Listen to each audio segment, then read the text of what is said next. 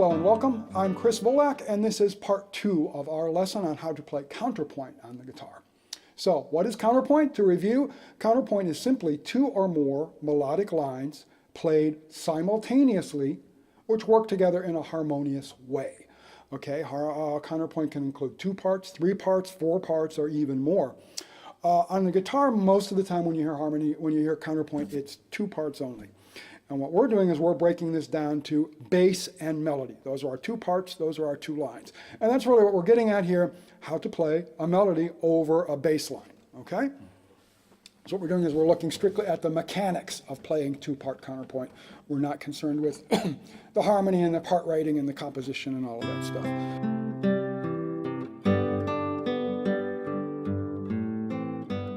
So now we're going to start with set number 2. Okay, set number 2, all of the sets work exactly the same way. Actually, we have a 5-note scale for our melody, a 5-note bass line, okay, and then we put them together in various increments, all right? So first we play them like this.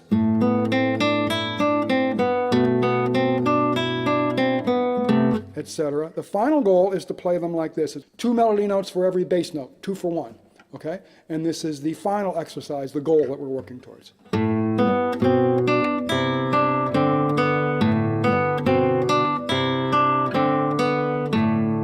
you go, simple bass line over a simple melody.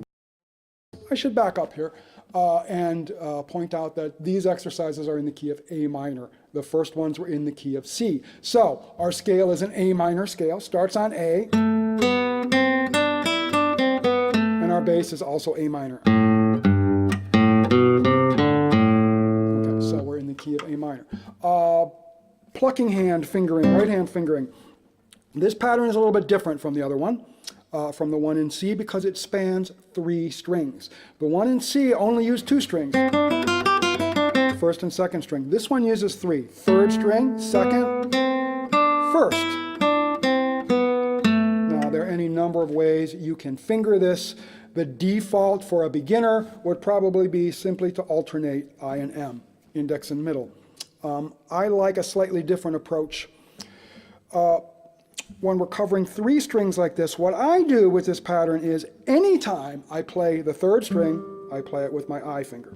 Anytime I play the E string, the first string, I play it with my ring finger, my A finger.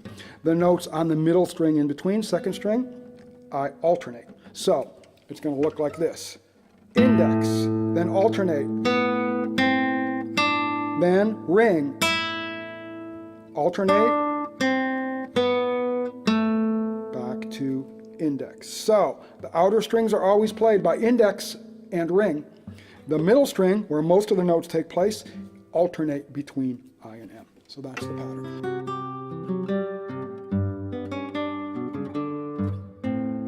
All right, let's look at this again. Exercise number 1. Next bass note. Next bass note. Next bass note.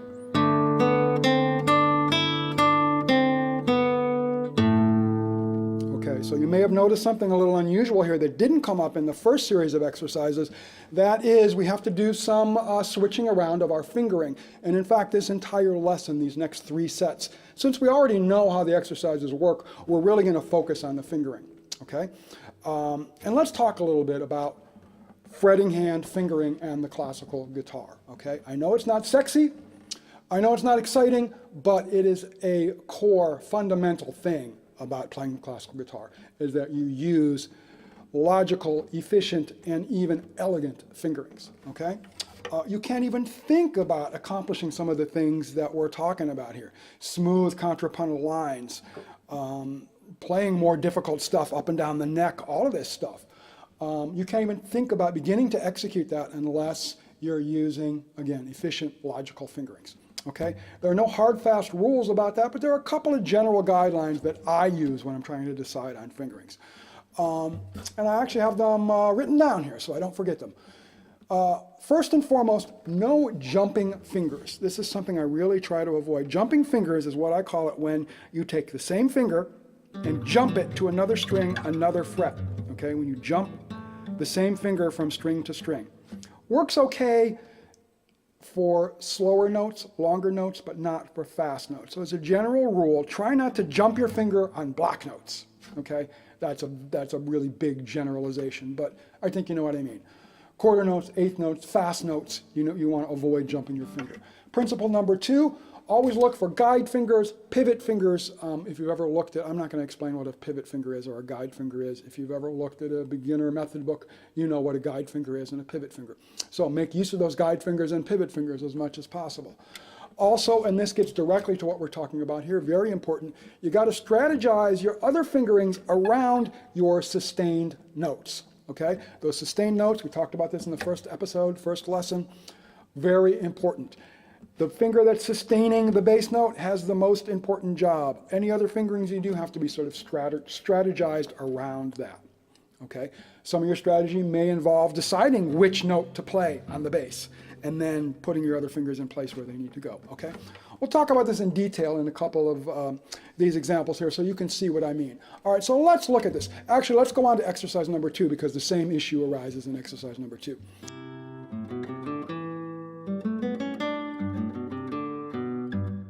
Number 2 simply runs them all together. You're still playing one bass note for every 8 melody notes, but there's no pause in between each bass note, and it sounds something like this. No pause.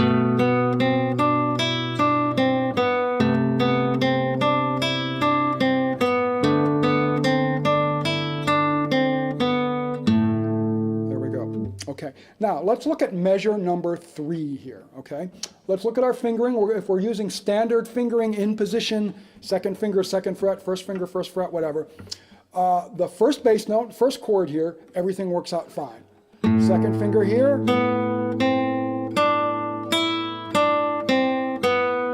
But what's the next note? The next bass note is B. So it would wind up something like... to finger, if you finger this one with 2, you'd have to finger the B with your third finger, which doesn't make any sense at all, this twisting around of your hand. The more common, the more comfortable position would be to play the bass note with your third finger, the bass note with your second finger, I'm confusing you, and the A with your third finger.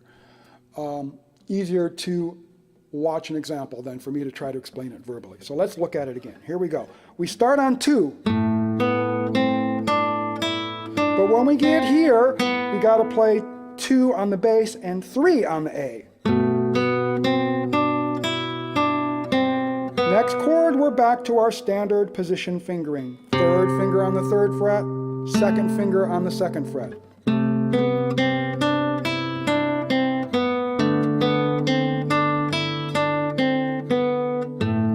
Now, if you have this music, it is meticulously fingered. It's fingered to within an inch of its life. So all of these fingerings are on there, plucking hand as well as fingering hand.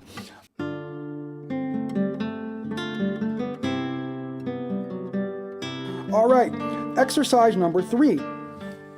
This one does not have any funny fingering issues, so I will just play it. B in the bass, C in the bass. Again, I'll repeat it.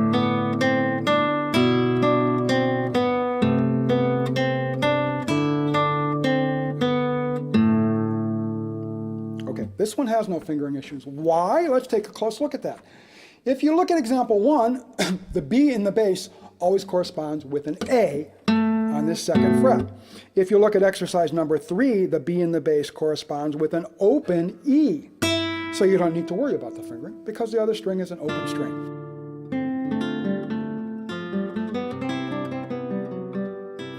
Okay, there we go. Last one, exercise 4. Once again, because of the correspondence between the notes, we don't have any funny fingering issues. You can play it with straight, standard, first position fingerings, and I will play exercise 4 for you now.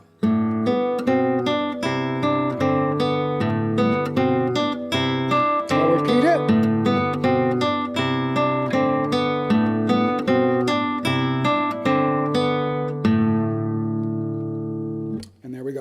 is set 2 in A minor.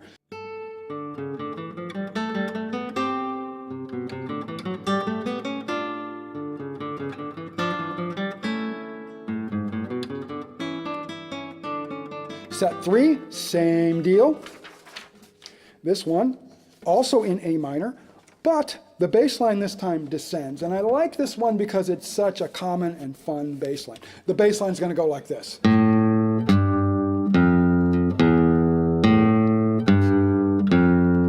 So that's like a descending blues bass line. I'm hearing the Stray Cat strut in my head. It's also your stereotypical sort of Spanish chord progression, bass line. I've heard it called the Andalusian cadence. You go from a minor 1 to a major 7 to a 6 to a major 5. And there's your bass line. So this will use that bass line with the same melody from exercise 2. Set 2, I should say.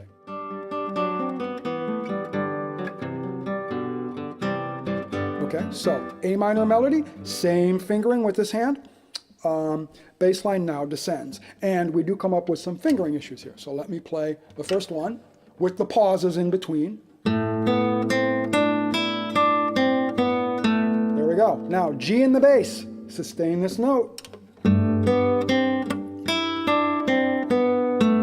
Now we have F in the bass.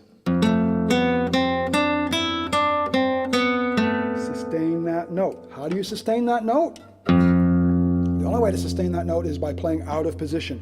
Your first finger is here, so you cannot use your first finger on this C on the first fret. You got to use your other fingers, okay? So that's very important. And then the last note is open E in the bass. No issues.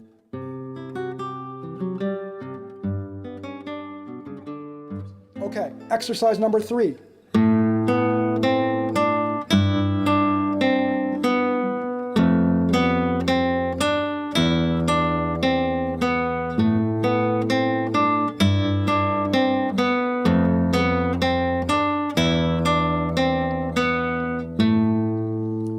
Couple of different ways you can approach this.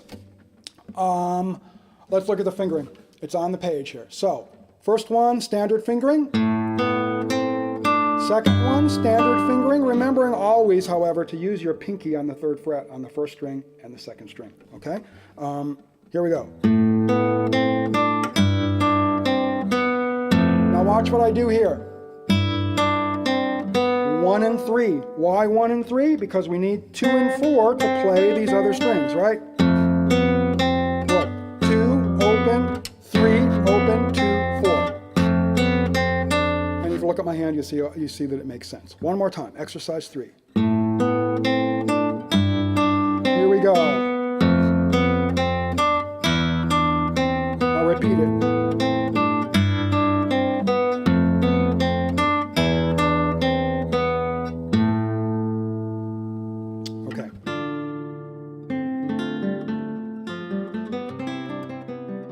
Next one, last one. I'm going the wrong way.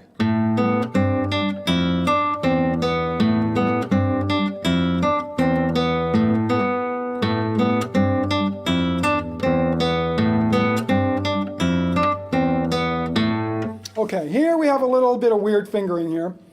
Let's look at this.